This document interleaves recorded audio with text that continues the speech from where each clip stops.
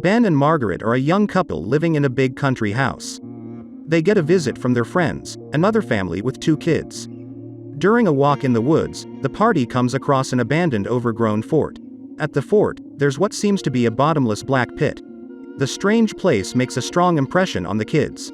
The next morning, realizing that the kids are not in the house, Ben decides to look for them at the fort. There, he witnesses the children jump into the pit. Shocked and dismayed, the man heads back, not knowing how to break the blood-curdling news to the kids' parents. Imagine his confusion when he discovers that the children are at home, safe and sound. But the strange thing is, they're behaving in a very odd way, making fun of Ben and provoking him. A good horror is always more than just a horror. It talks about important things that have to do with our weaknesses, phobias, and fears. For example, The Babadook is not just a fairy tale about a monster from a children's book. It's a meta-drama that addresses how people overcome loss. Similarly, Midsommar is much more than a scary movie about a pagan cult. It's a poignant story that explores the essence of true intimacy. In a 2022 film Smile, a monster that puts a wide smile on its victims' faces stands for depression. A mystical horror, There's Something Wrong with the Children, follows the pattern. However, rather than hiding its true message, the film readily reveals it in its title.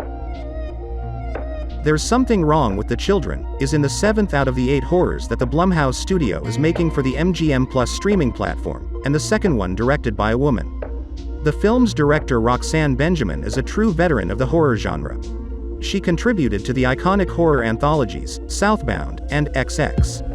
On top of that, she helmed 2 episodes for the Creepshow TV series and worked on Riverdale, Chilling Adventures of Sabrina, Nancy Drew, and One of Us is Lying, each containing some elements of horror. Although the idea for There's Something Wrong with the Children does not belong to Benjamin, she says that the story hooked her with its unusual focal theme. This movie is not about the fear of pregnancy and motherhood, which is a quite common motif in this genre. Instead, it addresses the fear of children in general, from the realization that there's someone else in your life to reckon with, to the fact that sometimes the line between the process of growing up and psychosis is very fine. Ben and Margaret made a conscious choice not to have children. And while Ben is not fully opposed to the idea, he quickly realizes that children, especially those of other people, have almost endless credibility and can turn your life into hell. The scriptwriters and Benjamin are exploring this curious observation during the entire first hour of the movie. However, this whole time, you can't get rid of the thought that they haven't been able to make the most of that idea. We learn, as if by accident, that Ben has psychological problems.